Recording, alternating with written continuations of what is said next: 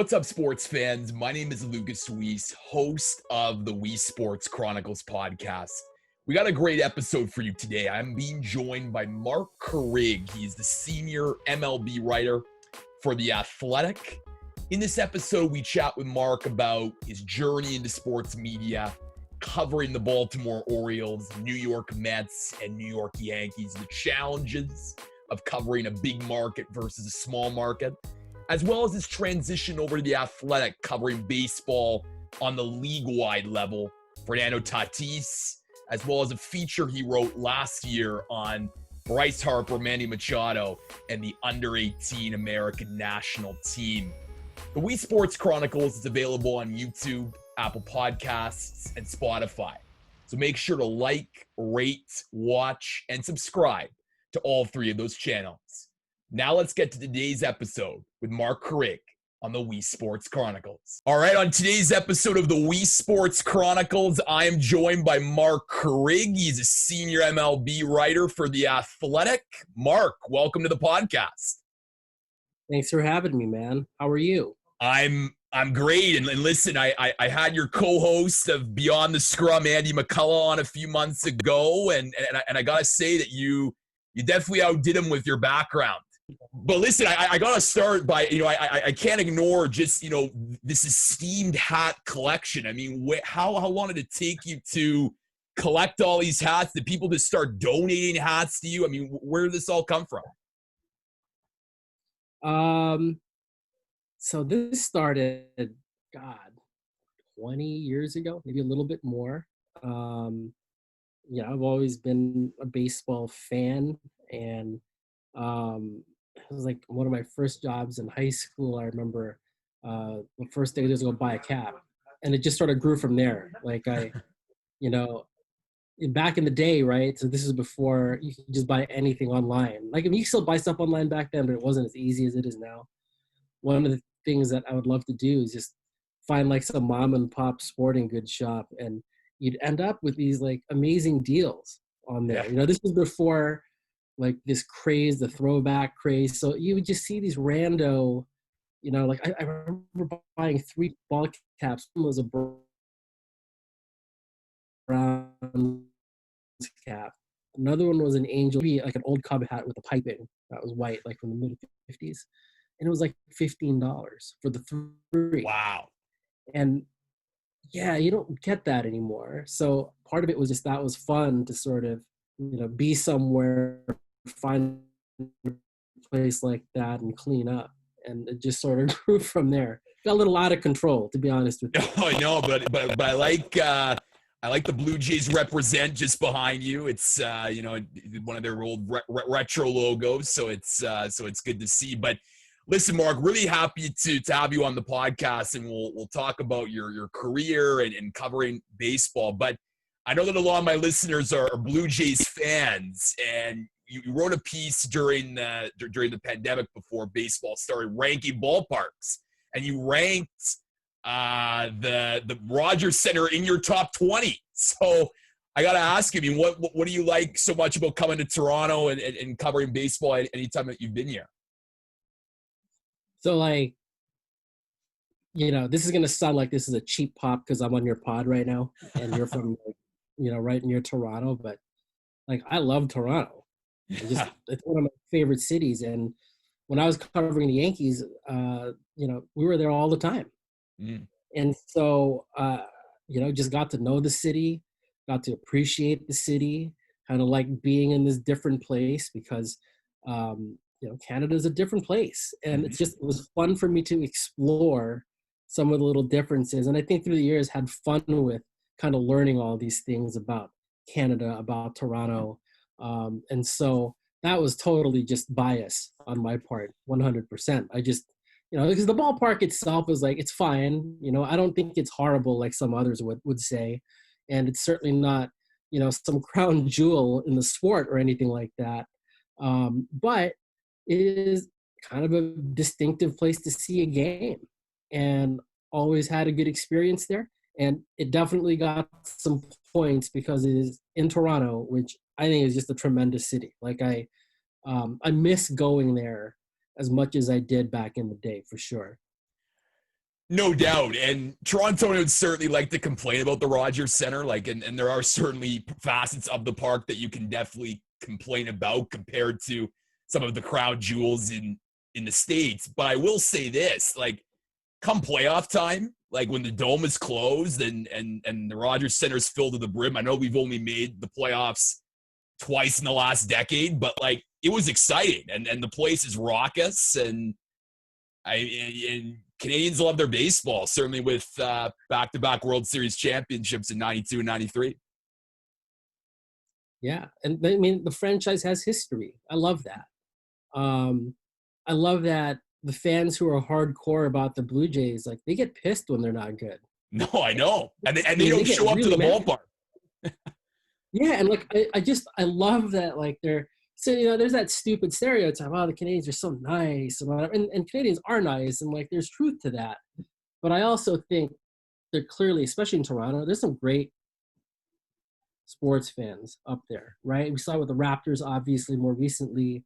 You mentioned the Blue Jays and all the winning they did back in the day. I remember those teams really, really, really well. Like that was sort of like my wheelhouse of just being a fan and being really into it. And I loved watching those teams. Like they were just a bunch of great players, brought together at the right time. And they were scary good, man. Those two title teams were scary, scary good. And I can see, like when I think about it, I can see those guys playing. Mm-hmm. Like Dave Steve and Jim Key, like Alomar. I'll be on and on. I mean, Tom Hankey's big old glasses. Yeah, I know for sure. Yeah, like just these random memories of these really good ball players. Obviously Carter and all that. So, Ricky had done his stint up there. Like, I mean, they just, Pat Gillick and what they did bringing those guys together is just pretty remarkable.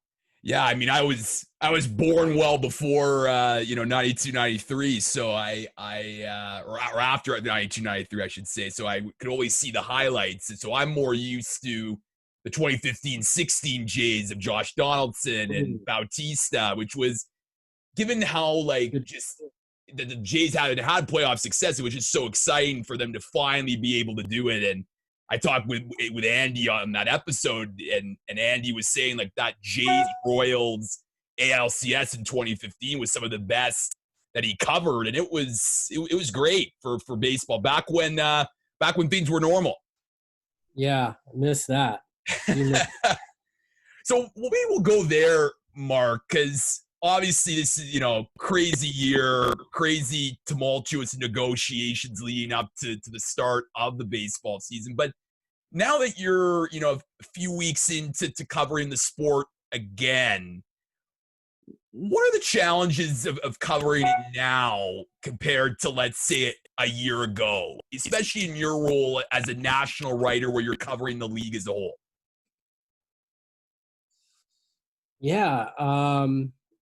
You know what, Lucas, it's hard to compare because they're so totally different, obviously. So I'm going to say it's harder just because I've never had to do this before, obviously. So, yeah, I mean, I haven't been to a ballpark this year. It's August, middle of August, and you're like, you just said, oh, we're a few weeks into the baseball season. Actually, we are 45% into the baseball season. Okay? Almost half. Like, we are right about the halfway point, and it's wild.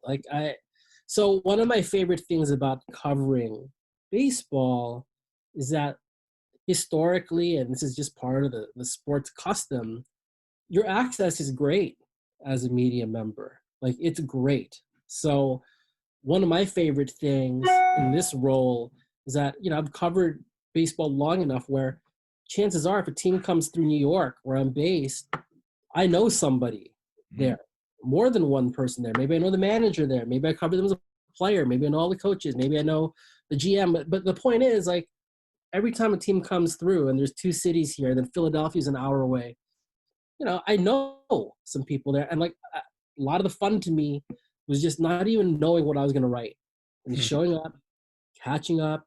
You shoot the shit for a while. You talk, and it was remarkable to me how many of those conversations led to something cool?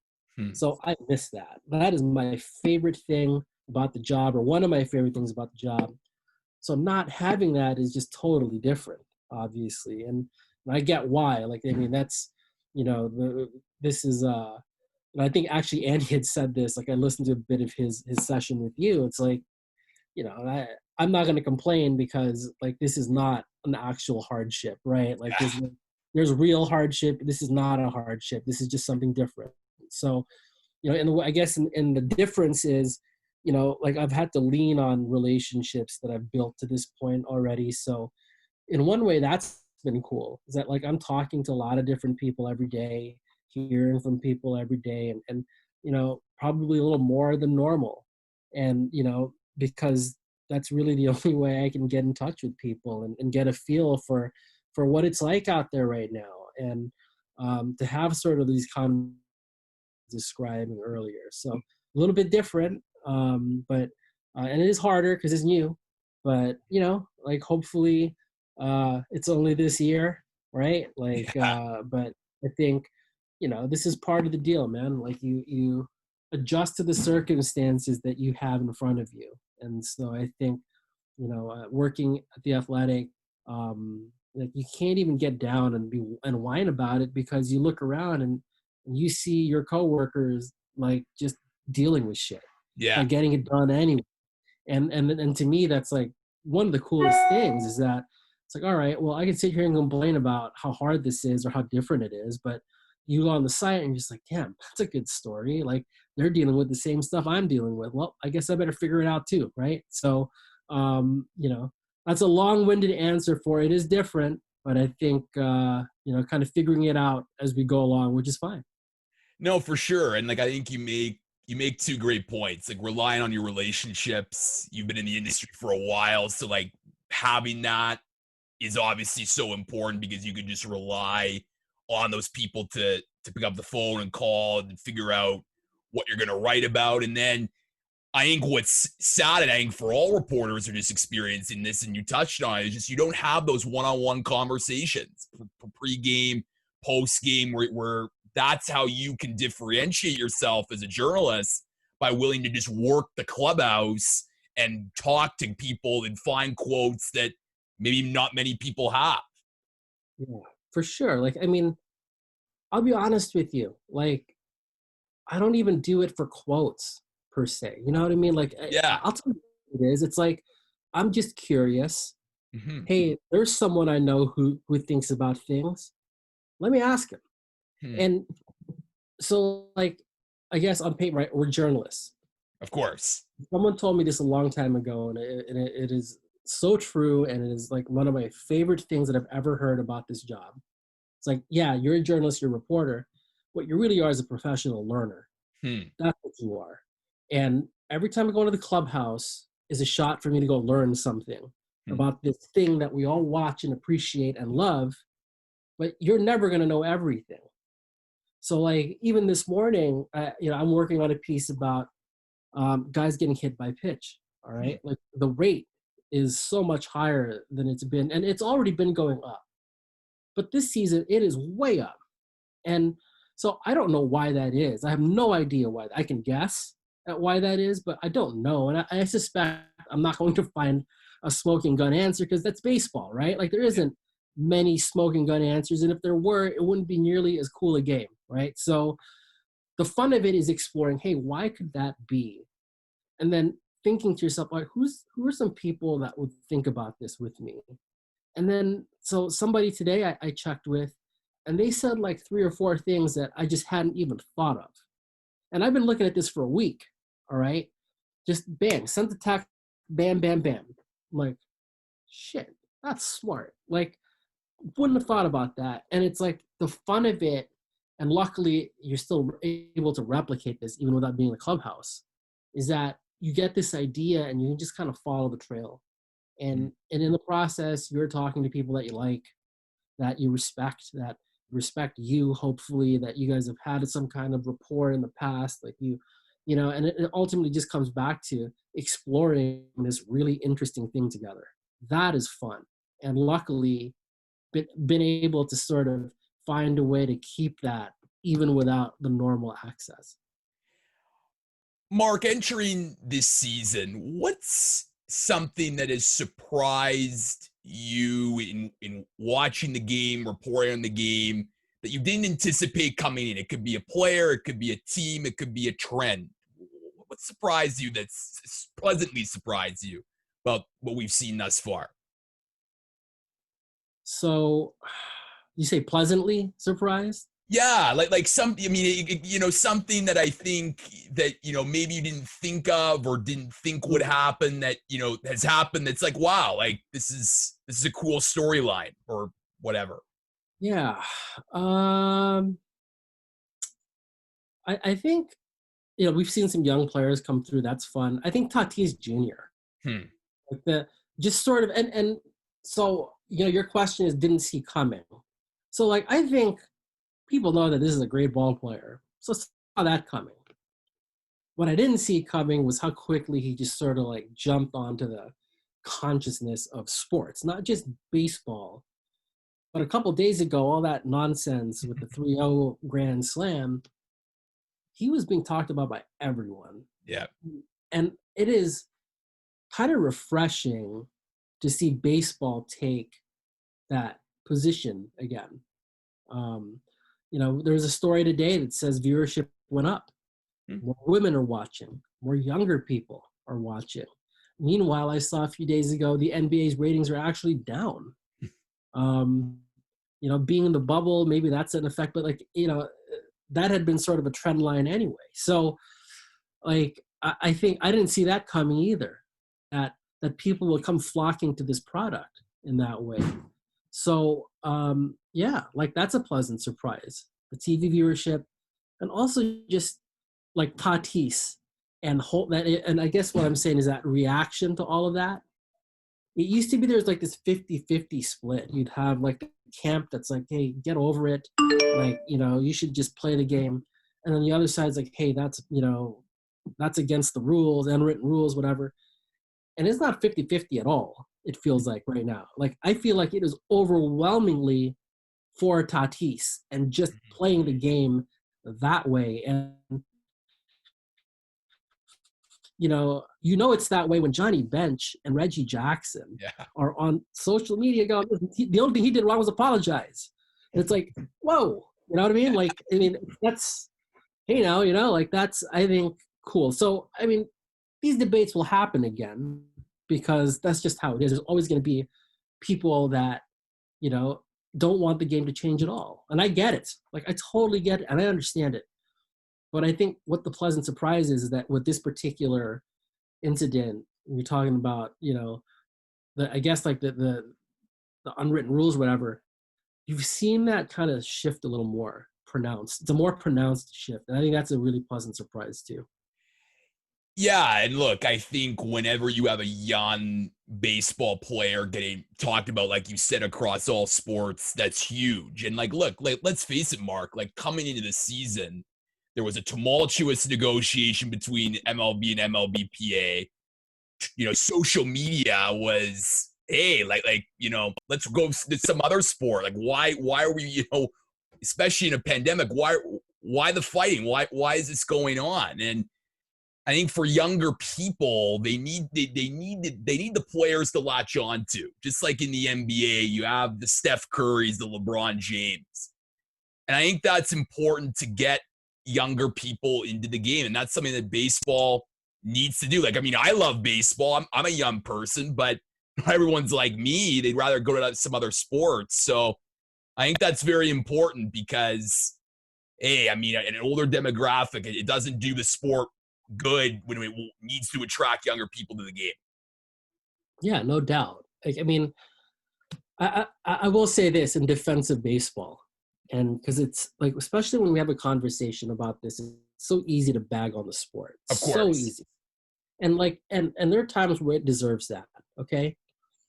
But we have to remember too, baseball is unique in its just reverence for its traditions. None of the other pro sports have nearly the depth of history that baseball does. This is why one of the reasons I love it. All right. Like, Yeah, for sure. it's just like, it blows my mind that they played this game 100 years ago, Yeah. that they played the game 150 years ago. Like that, if you really sit and think about that, right? Like professional football 100 years ago was like some Midwestern Yeah. bullshit. No one paid attention to it. Pastime. Professional basketball, didn't really take off until what, the late 50s, Yeah. early 60s, when the Celtics became the Celtics. And before that, college basketball was so much bigger. All right. By those points in time, baseball was this established, monstrous cultural phenomenon. Right. And so, yeah, is it what it used to be? No, but it ain't nothing. And that's really amazing, right? Boxing is pretty much gone. Horse racing is pretty much gone. Baseball is still a part of our identity.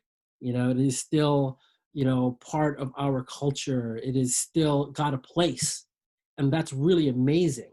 And so, part of that baggage, right? I guess that's maybe not the right word, but part of what comes with all that tradition is that inherently pushing back against change. Like that's just how it goes. Like you can't have one without the other. So yes, baseball can do a better job getting young people. Baseball can do a better job of dispensing with these stupid ass arbitrary rules that make it harder for a guy like Fernando Tatis to just be good at fucking baseball. Yeah. All right. Yes, that can happen. However, like there is, I think, a place for respect for those traditions too. Mhm. And I think the key is to find the balance. The key is to take the good part of that and dispense with the shitty parts of that. And I don't think it's that hard. I just think it takes time. And to get back to the last question, the thing that was great about this Tatis incident, it tells me that, yeah, it's never going to go away, but at least there's been forward progress made on that front. And that's a good thing. Shifting gears now and talking about your career and you've had, a real accomplished career in sports media covering the game. I'm just curious, Mark, when you first started, at the Washington Post covering, the Orioles, how important were those experiences as a young person covering, a big league team for you going forward in covering the sports that you do now? You know what? I'll even go backwards. Okay. Okay. Like, I think the most important part of my career, like that part of my being like breaking in, right? Mm-hmm. Covering high school sports. Yeah. Um, and that's how it used to be. Like if you wanted to get into the business and cover major league sports, that you had to pay your dues to do that.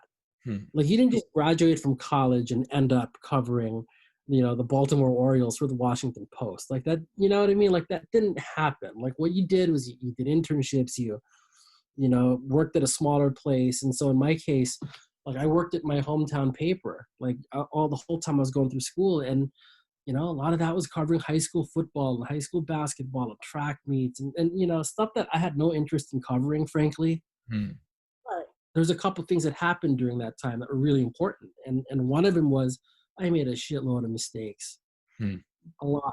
I made a lot of mistakes. I did a lot of learning. I asked a lot of bad questions. I asked a lot of no-feel questions. I missed deadlines. The first high school assignment I covered, like I was just finishing the box score and I hit delete on accident, left myself 3 minutes to write a story. Like it was a nightmare, an absolute nightmare. Well, you know what? I got to make all those mistakes in a place that let me make those mistakes and let me get better, where I was learning something every day without the pressure of doing it at a level where there's a lot of fans that are depending on you to get it right and to do it well. And like high school sports is just so much smaller. Like it's still important, right? Like your communities that read that coverage, it's important to them, but it doesn't have the same scale. And I think as a young journalist, that was so invaluable. So by the time I got to Washington, I mean, I'm not saying I was a finished product because I wasn't. Like learning how to cover a baseball team is totally different, but there was a lot of mistakes that I'd made that were out of my system already. Like I knew how to hit a deadline. I knew how to ask a question. I knew how to deal with people who weren't like ready to talk to you. Yeah. You know what I mean? Like Mm. you learn all of that. Like I remember, getting into it was like this high school football coach that like was insistent that I messed up the stats, and like I remember double checking, triple checking, like, no, you're wrong.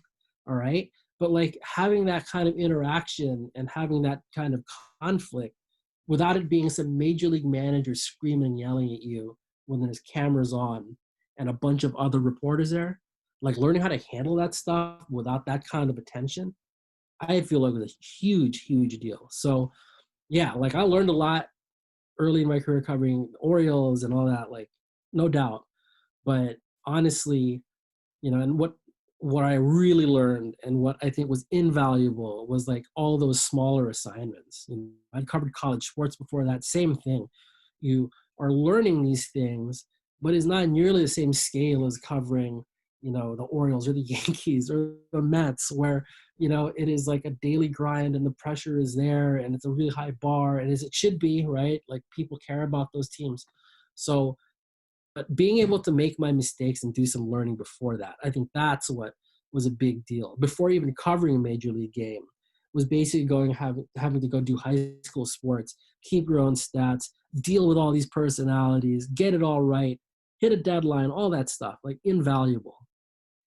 That's a great answer. And I think there's, two parts that I really like. I think admitting now that like you did make mistakes, because I feel like a lot of young journalists, they come in and they're just, they're cocky, they're a bit arrogant. They feel like, okay, I'm going to take on the world. Let's go. And look, it's fine to have big aspirations, but I do think that you need to start somewhere where you can make those mistakes at different beats, high school sports and college sports in your case. And it's just so invaluable. And it clearly, in your case, you then take those skills to then, cover major league teams. And for you, Mark, I mean, you talked about it in your last answer, just about the grind and the pressure of working in big league markets. I'm just curious if you can just elaborate on that, because look, when people think of baseball, they think the Mets, the Yankees. That's the market, man, for baseball and baseball media coverage. Yeah, like, well, so I'll back up for 1 second before we move forward. Yeah. I still make mistakes, man. Like I make mistakes all the time. Like that actually bothers me. This idea that there's like this end period. Well, you don't make mistakes anymore. You're this person. Well, Yeah. no, that's not true. Like Yeah. I make mistakes all the time. I'm learning new shit all the time. Hmm. Like I Professional learner. Professional learner. Yeah, I mean, like really true. Like, you know what I did? I did something really stupid last week, 2 weeks ago. I was working on a story and like I'd come across like this anecdote and, I'd heard it from a couple people that I trust and it was awesome. Like so awesome that I wanted to lead with it.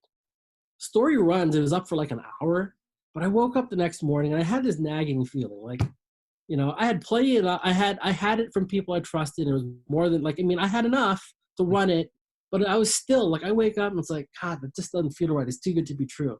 I checked with like 3 more people just so I could like, and like the first one's like, yeah, I don't think that happened. I'm like, oh no. Next one's like, yeah, that definitely didn't happen. Oh no. All right. So whatever, fixed it, put a note on there. Like it didn't like ruin the story, but like it had to be fixed. That was 2 weeks ago. And so I think what scares me is that it's very easy to be like, oh, I got it, I'm covered. Because I could have just been like, oh, I'm covered, I'm fine. Yeah. But like the second you start doing that, that's when bad things happen. That's when like you have to know when you made a mistake. And I made a mistake. I should have listened to myself. I should have like made those calls before it ran. Okay, like, and they teach you that, and I know that. Didn't do it that last time, and it almost, I mean, really, that could have been bad. Because then what happens if I don't fix that? If I don't like make that call in the morning when I'm like, this still doesn't feel right. Now like someone asked the managers, oh, that never happened. Like, how embarrassing is that? All right. But like, it shouldn't have been run to begin with. And that was a horrible mistake. And no one noticed it. Like, I mean, there's a note that says it happened, but no one really, it wasn't like I got crushed for it or whatever, but I know it. Yeah. Okay. I know it. And it's like, lesson learned again. Yeah. So my point is, man, like, you don't stop. Like if you've got this figured out, then you're deluding yourself. Yeah.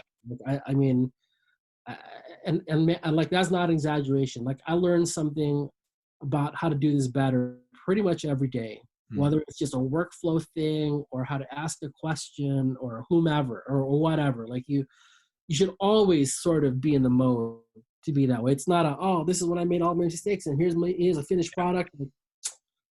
I don't know. For me, there's no such thing. Like I wish I could say, on January 1, 2019, that was the last day I made mistakes. Yeah. I wish I could say that, right? Yeah. But it's not. And so, but that's good, Well, you're constantly evolving, right, Mark? Like I think like a lot of you're constantly evolving. I think for younger journalists who are listening to this, it's every time you write a story, it's a rep. Every time you ask a question in a press conference or a scrum, it's a rep. Every time you cover a game, it's a rep. And it just constantly just evolving and learning, which I feel like a lot of people, they just feel this pressure to be perfect. And it's fine. I mean, like it's important to like be, as right as you can, but like don't be afraid to make mistakes, which I feel like a lot of young people have that fear of, and just they don't embrace that, which is unfortunate, I think, because as you said, we're constantly learning, we're constantly evolving in the craft. Yeah, like I'm sorry to get off track here. No, of course, it's fine. I mean, reps is such a great way to look at it. Like it's exactly the perfect way to look at it. And what I find is like, with younger people that are getting in, and I guess that's who's watching some of this, right? Like there's this insecurity. I think that's the word. Like you have to like show everybody how good you are. Yeah. And part of that, unfortunately, and you end up feeling this. I felt this too, but you have to show everyone that you're on your stuff, that you can't make mistakes, that you're on top of everything. And like what happens there is that you end up not admitting what you don't know. Yeah. And if you don't admit what you don't know, how can you get better? Like you just paper over it and you bullshit your way through, and that's fine. But like you don't actually learn, and I think that's where that becomes a problem.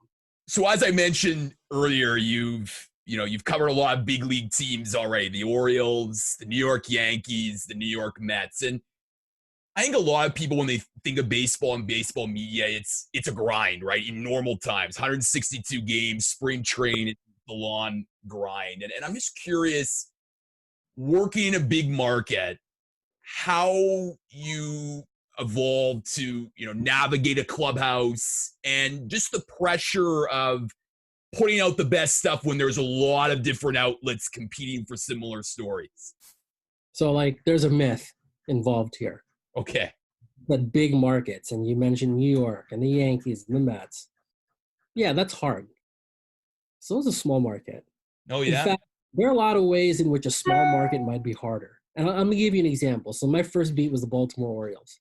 Okay, smaller market. But if you wrote something, okay, and it wasn't nice, or it might piss people off, or whatever, you would bet your ass that everybody saw it. So you'd walk in that room the next day, and because there's only a couple people to read, they all knew who was saying what. Okay, and you had to be ready to take it, whatever it was. Like first of all, if you can't sit there and face up to it and take it, then you shouldn't write it. Yeah. Okay? So, but in a small market, that impact is much higher. Like, because in a place like New York, you can write whatever you want, and chances are no one's going to, not to say no one's going to see it, but it's more likely it gets lost in this haze of all this coverage. So you can hide. Like you can be the tough guy behind the keyboard and hide and write all this nasty stuff, and a lot of times get away with it because there's just so much to keep track of. It got lost in the shuffle. Whereas try that in Kansas City. Yeah. Okay. Try that in Baltimore. Good luck. Right? Like, I mean, good luck. So I think that is harder, actually, because it's a smaller market. What you're writing ends up carrying more weight in a lot of ways. So that's not a small thing. Now, the big city thing, like the difference there to me is, like you said, competition. Like there's so many more people trying to write off this team that you have to find a way to differentiate yourself, or you do get lost. And I think that is a lot of pressure, and it does make you better, but one of the things you get better at is getting beat. Hmm. Like, you're gonna get your ass kicked a lot because there's so many people. A lot of them are good. You're gonna get your ass kicked a lot, and you have to be okay with that. Like, you have to figure out a way to not fixate on getting beat, and instead channel your energy towards how is that going to make me better today. So, like, one thing I used to tell myself on the beat, I challenged myself, like, if a story happened and I got beat, or I was just completely flat-footed and everyone else is running circles around me, I tell myself, when I go to the park the next day, I'm going to be the most dangerous person here. You know why? Because I'm going to notice everything. I'm going to talk to people. I'm going to find something. I'm going to get the next one. Okay. And a lot of times it didn't work out that way, but you try. And sometimes it does work out that way. But, like, I guess the idea is, and this kind of dovetails with what we were talking about earlier, like, if you're not okay with admitting that you got beat, then Hmm. you're not going to get better. You're not, you know what I mean? Like, you sit there and feel sorry for yourself, or you, like, try to, like, trick people into believing that you're, getting stuff that you're not actually getting. Like, and I don't know, that's just not the way to do it, in my opinion. Like, you get beat, you learn from it, you get better. And so in a big market, I think that's where it shows up, right? Yeah. It's going to happen more because there's so many more people. But I will say, like, one of the cool things about working in New York for all those years is that, I mean, those two fan bases, they really care, and that's not to say the others don't, because that's not true, right? Yeah. But there is a certain intensity here because it is a part of just, like, the identity, right? Like, if you're Hmm. from New York, you care about sports. It's such a huge sports town, and who you root for is a part of your identity. Well, that's a big deal for people, and that's the thing I never forgot. I never forgot that. Like, you're working for those people. They can't be in the clubhouse, but you can. So, like, you have to remember that. Like, I'm having a bunch of stuff done at the house right now. Like, and this is cutting room floor stuff, guys. But, like, Lucas has been very patient today because I've had, like, a leaky pipe turn into just an absolute shit show in the kitchen. So now there's a mold guy in there. There's, like, I mean, it's just all messed up. One of the guys working in the house earlier, big baseball fan, Hmm. and he, like, looked at me and went, "Wait a minute, he's a big Met fan." It's like, Hmm. hey, like, and I love that. It happens now and again, and it's, like, awesome because it's a great reminder. Like, when you're working in there, it's not just you fulfilling what you want to write or what you want. You know what I'm saying? Like, you're doing it for other people that can't be there. You're doing it for the people like that guy. Yeah. Okay, where it's a part of his life.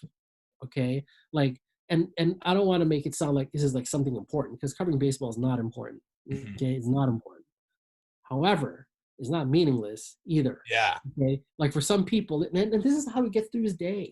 Like, Yeah. guy busts his ass all day long. He's working, like, a lot of people work all day long. This is your distraction. Like, reading you is, like, to me, that was, like, such an honor to be a part of somebody's distraction. Yeah. You know, like, and I didn't take it, that I did not take lightly. Like, I don't take myself very seriously, Yeah. but I take that seriously, because if you're going to give me the time, then I'm going to work my ass off for you. I'm going to try for you. Like, I'm going to try to find something that's going to make you more informed about your team.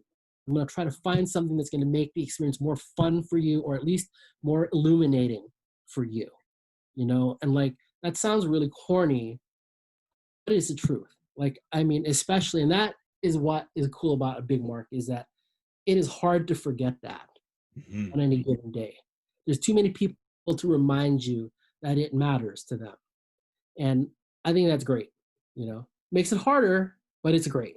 No, that's like that's a great anecdote. And, like, even in your time before the Athletic covering the New York teams, I mean, you had the Yankees win the World Series in '09. You had the Mets make the World Series in 2015. And I'm just curious for you, Mark, when you get to cover the World Series, the Fall Classic, where all baseball media are there, how do you find the stories that no one else does without revealing all the state secrets? Because, again, it's sort of like it goes back to, like, the big market where everyone's there, and this is baseball's defining event, and you got to produce the best content. I mean, you know what? There's no secrets to it. It's relationships. That's Mm, it.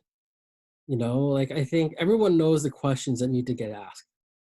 You know what I mean? Like yeah. everyone knows what you, but not everybody has a person to ask them of. Not Mm, every, like not everybody has people that they trust and they trust you and you can have that blunt conversation. Not everyone has that. Like I'll give you an example. Like you remember the 2015 World Series? Kansas City, New York. Syndergaard. Okay, so Kansas City, New York, and Syndergaard had that thing where he Yeah. throws at oh God, leadoff guy, like good player. Name escapes me now, but like it becomes a thing, right? So I'm in the dugout right after they're finished working out, and Syndergaard comes jogging by. Mm, If he doesn't know me at all, we have no relationship, and I try to stop him, he's gonna run right by. That's how yeah. this works. Yeah. Well, I cover the team every day. I've dealt with him, have a relationship of some kind, right? So when I'm like, hey, I gotta ask you something, he stops. Okay. So and then he says something hilarious.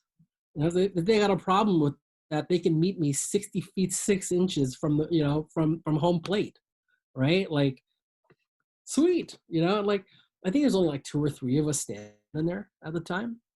So there you go, right? Like that's like an example of like there's no secret here. I think everyone wants to ask him what was going through his head when they fired back at him throwing at people or whatever.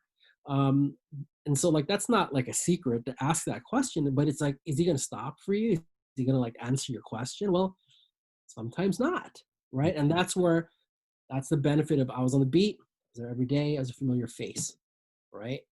So it's gonna stop. Like, and a lot of times they don't. So that's all it is, man. Like you are just leaning on the people that you've gotten to know and trust over that period of time. And that's how it ends up happening a lot of the time. So you're now at the Athletic as a senior writer, and I'm just curious because you worked in newspapers before the Athletic. Did you sort of see that things in the newspaper weren't as they once were, and that the Athletic as a digital operation allowed you to have more freedom to write longer, more in-depth stories compared to, let's say, the newspaper, which is often bogged down by word count, etc.? Yeah, like I mean, well, first of all, like I love newspapers. I will always love newspapers. Yeah. Always. Like that. Like I think I get frustrated with newspapers sometimes because I know what they can be. Hmm. Having grown up and in the Bay Area, there was two San Francisco newspapers. We had an Oakland newspaper and a paper in my part of the East Bay. We had a paper in San Jose, and I read a lot of them. Okay, and I think a good newspaper is, to me, such a huge community asset. Like it's not just some business entity. I think a great local newspaper is just as good as having great schools in your town. Like I think it is that important. Okay, to watch what has happened with them in the last 20 years is truly heartbreaking. And I think by the time I'd gotten to this point in my career, having worked in newspapers for so long, like there was this nagging feeling always, the feeling like we're getting further away from what makes them great. And that's bigger. Those are bigger factors than individual actors in the newsroom or whatever, right? Like it's how people consume their news, the evolution of the news cycle. It's like every break went against newspapers. So it is harder to be a good newspaper now. So coming to the Athletic, and so that all said, right? All I knew, like, I mean, I'd only worked at newspapers until I came Yeah. here. And so it felt like a risk. And that sounds so weird to say because, newspapers are having a tough time too. But here's this startup website that I didn't really know that much about. And I knew that Kenny had come over there and like, so they were starting to get some people. But, the first time I heard the Athletic was Sahadev Sharma. I'm Yeah. in Chicago. Mets had come to town. So I knew Sahadev a little bit. I saw him, like he'd been at Prospectus, and like that's how I'd gotten to know him. And I'm like, hey man, it's normal catch up, right? How you been? Oh, I just started this new website. It's called The Athletic. It's a subscription place. I'm like, oh, that's great. Oh, whoa, like, so I'm thinking like, oh man, that doesn't sound like that's like a high probability to succeed. So then the next time I heard about it, or it came up, was like, hey, we're looking for, we're going to start a New York site. Hmm. Are you interested?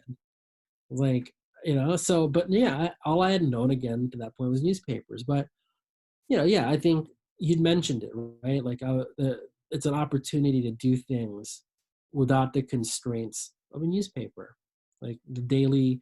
So that's a deadline, a word counts, physical space. Like, that doesn't exist online, obviously. So that was exciting, but it still felt risky. And, like I said, I mean, until the end, I still do. I love newspapers. I think newspapers are invaluable. It's sad what's happened to them. So it felt weird to leave it, because like when I started my career, I just figured like I was going to be a lifelong newspaper person. Like that was just, if I was going to stay in journalism, I was going to be working for a newspaper. And so it's weird. It's still weird a little bit to not be at one, to be here. I love it here. It's great. It's everything that they said it would be. Like I really enjoy the work I get to do. Like I feel really lucky, really fortunate. And my teammates here are just like off the charts amazing. It's just incredible. And on top of that, like, so they're all really talented and really good at what they do, but they're even better at like working with you, like as like just as teammates. Like it's Yeah. mind blowing. So like yeah, like I love it here. I love it here. It's just, yeah, I do get sad though a little bit thinking about newspapers, because I know what they can be.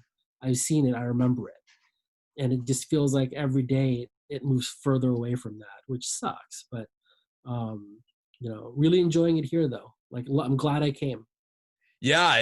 And one of the stories that I want to spotlight that you wrote actually was a best of athletic in 2019. And it was the story on the under 18 US national team with Bryce Harper, Manny Machado. And if anyone wants to, read a piece on how to write a really good in-depth lead, this is the one. It really is, really, sets the scene and it does a really good job. But when you approach a piece like this, like how long does it take? And just if you can walk us through from like the concept to then the publishing, if you can. Okay.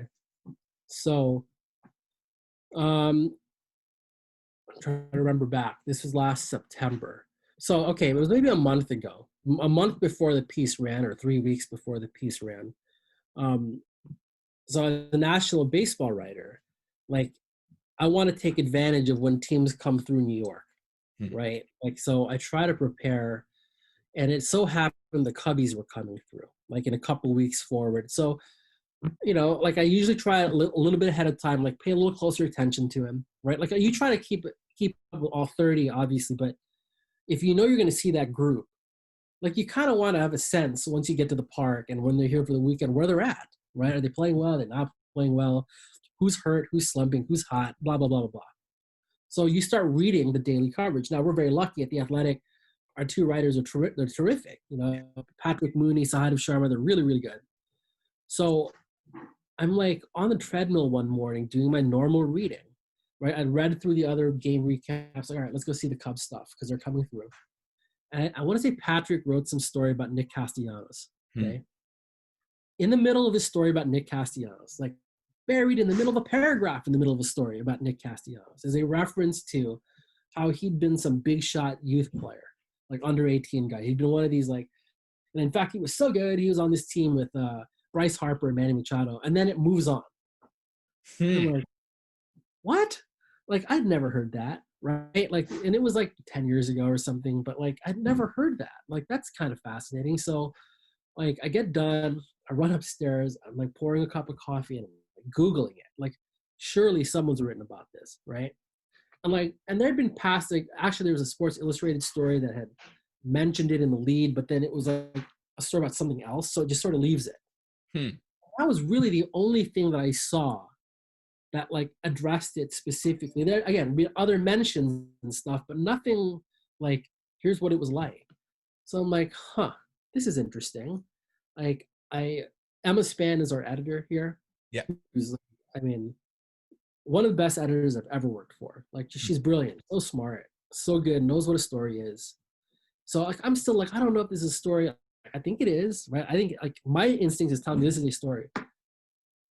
I ran it by her and she's like, yeah, just do that. Like, you either just like focus on that. Like, Yeah. she basically was just like, take whatever time you need. That story needs to run. I went, all right, here we go. So then it just became research at that point, right? Like, who else is on this club?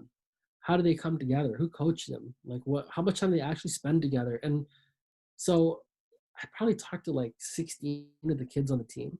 I think 16, 17.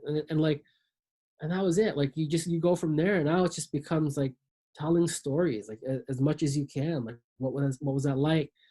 Create a picture for me. Like, what do you remember feeling? And like, and also remember their kids at that point. They're like grown men, so they have a different perspective on it. You have to keep that in mind. I got lucky that there were a couple people that were, one guy in particular who lived close by. So I actually was able to meet him for lunch and spent like an hour and a half just like talking about this stuff. And a lot of them were like that, where they're, happy to talk about it, right?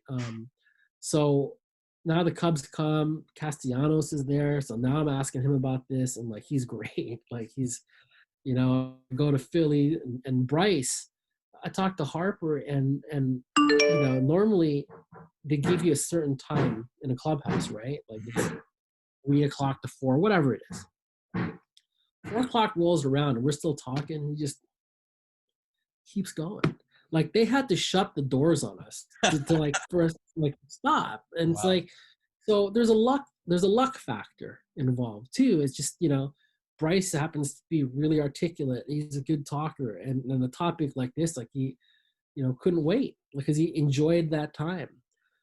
Dennis Lynn, who's our Padres writer, terrific work. Again, we talked about earlier, like, why it's great to work. I think your teammates are great. And like, so I'm like, hey, Dennis, like, I can't get on a plane to go to see Manny, obviously, and turn around that fast. But do you think you could pull him aside? And like, because he's Dennis and he's great, like, it was like, dude, no problem. I got you, So like, he's like leaning on a relationship. He's like, Manny was great, like, so you put all the pieces together, and that's how that lead came up, where Yeah. these guys were sneaking out of the dorm and whatever.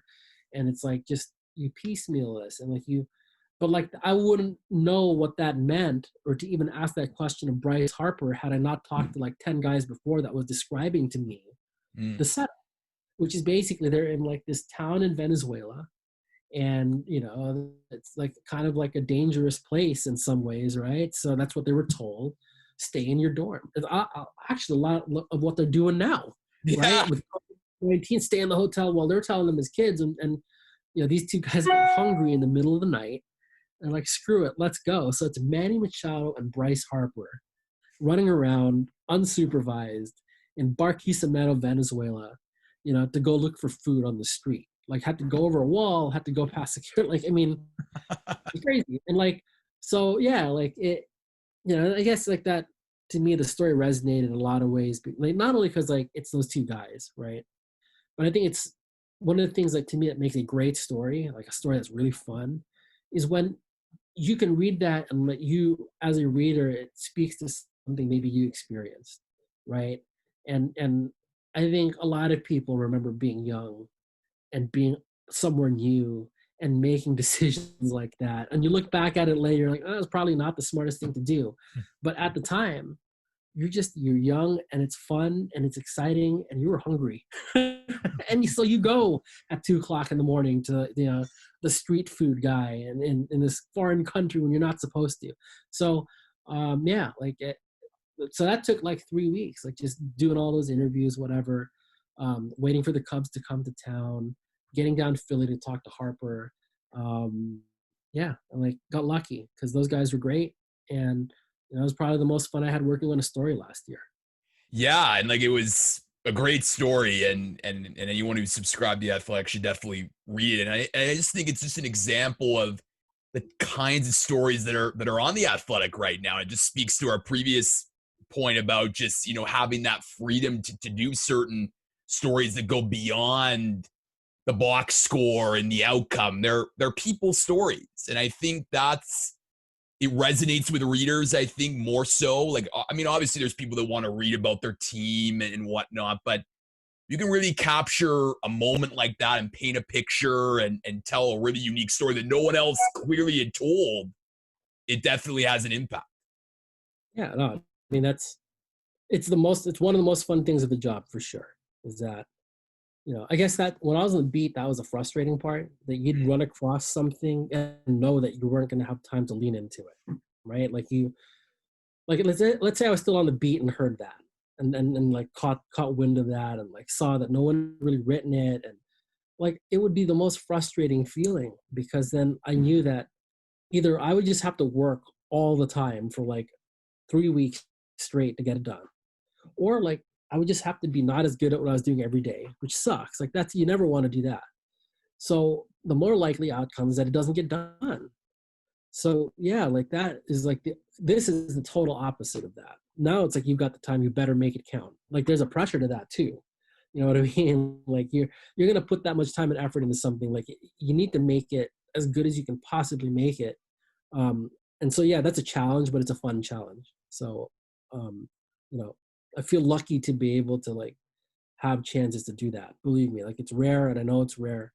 And I'm like I cannot express how lucky I feel to have an opportunity like that, because honestly it's like, in that regard, it's like the job I always wanted. Like most people don't get a chance to do something they dream of doing, and like I'm doing it now, and it's like I am thankful for it every day.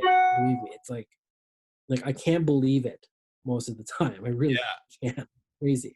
Yeah, and So like, and yeah, like, no, and like, it's great, that honesty, and like you mentioned earlier, just like, and I feel like especially with the MLB vertical at the Athletic, like you have Ken Rosenthal, Jason Stark, you have yourself and Andy McCullough, but then you have younger writers as well. Younger great writers. I know Caitlin McGrath's been on this show, Alex Coffey's been on the show as well, covering the Blue Jays and the A's respectively. So it's just a great pool of the best in some of the best in the business.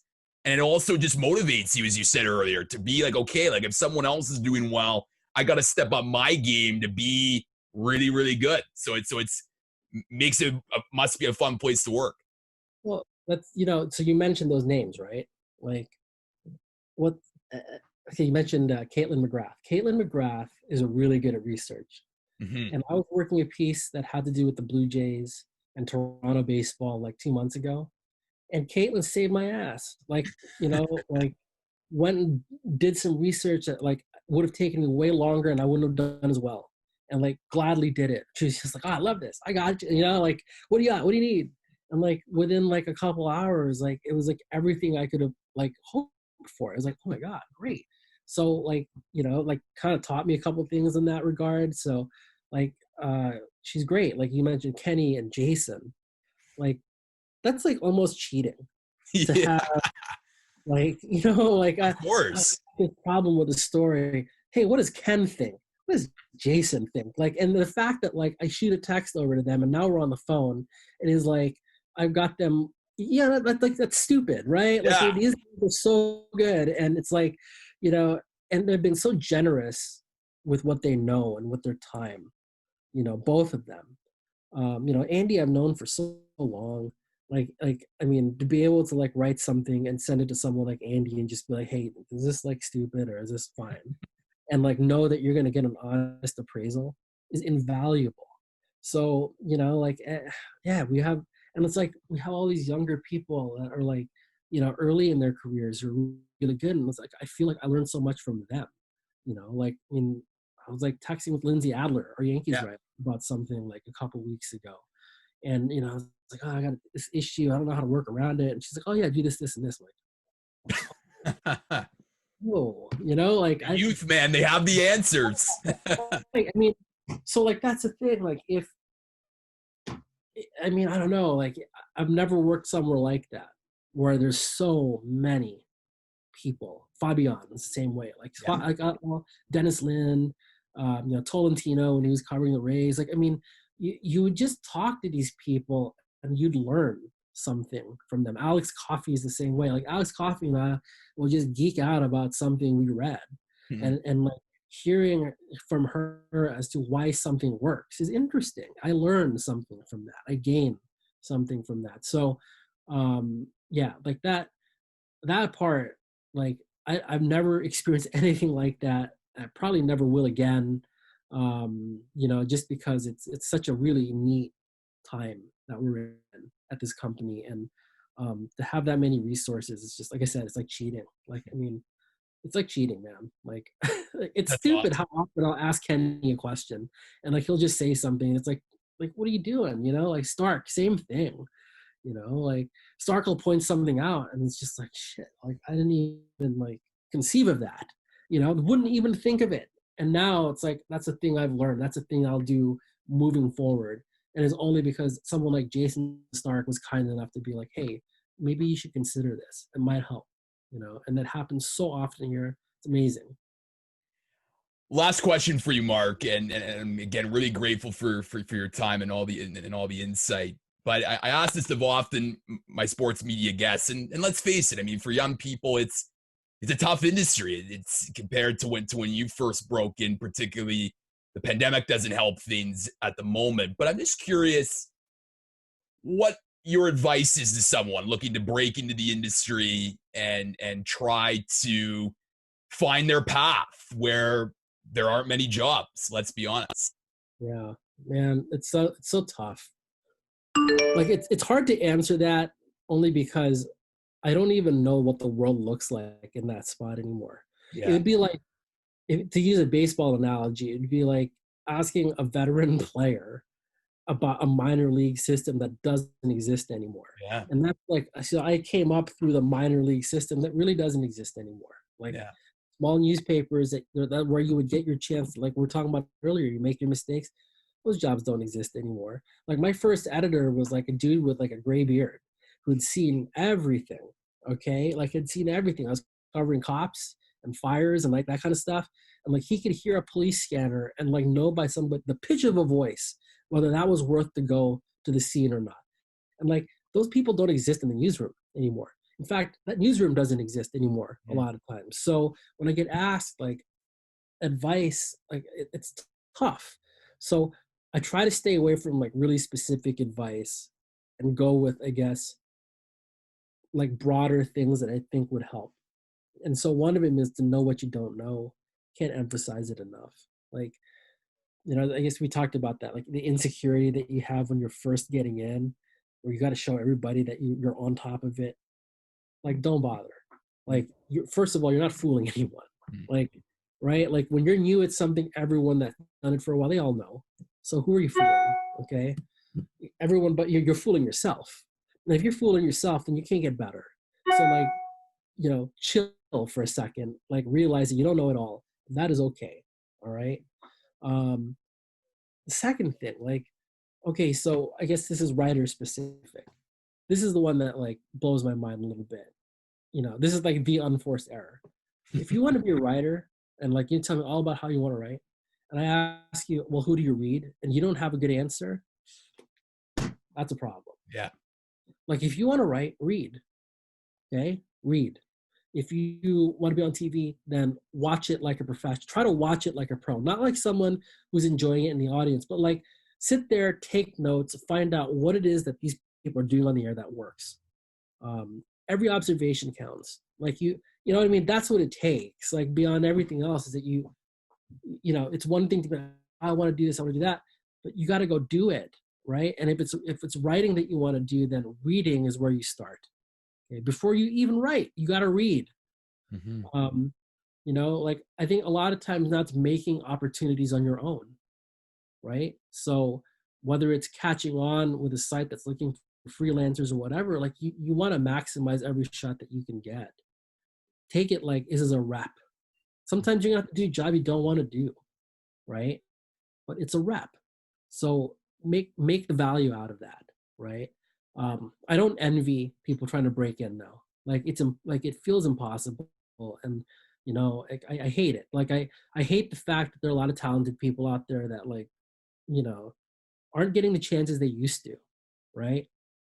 But I will say, um, it's not impossible, because it is still a business in which, if it shows that you care that much, if it shows that you put in time, um, those people, like, they get lucky.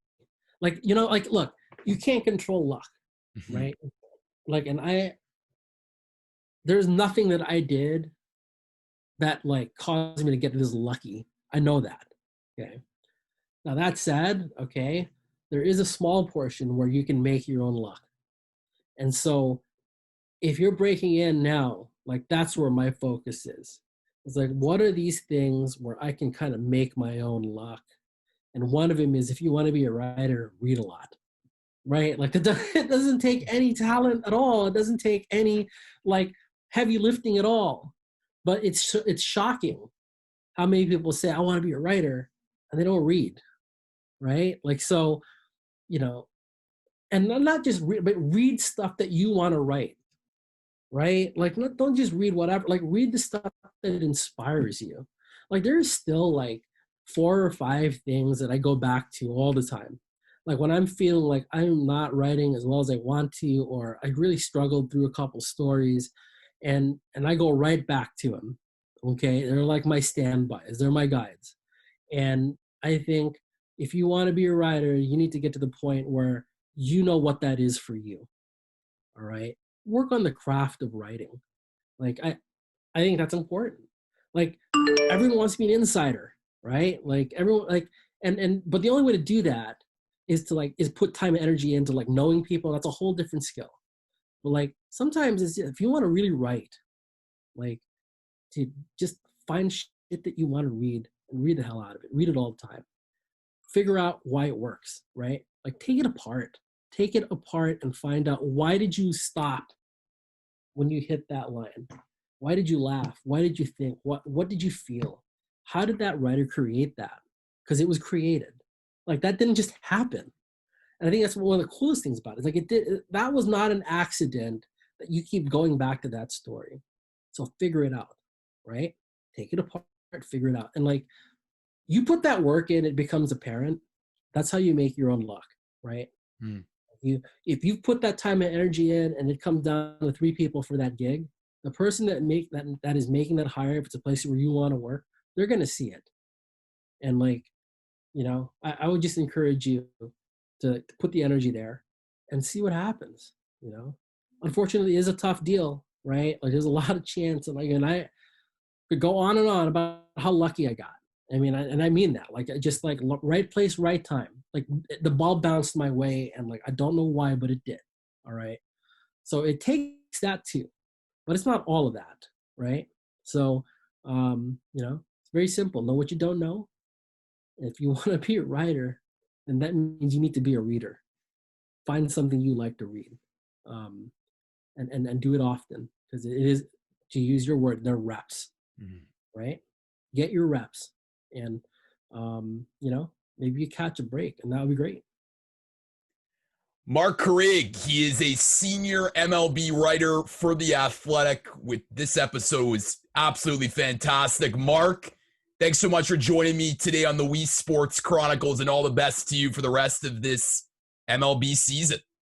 I appreciate it, Lucas. It was fun chatting with you, man. Take care.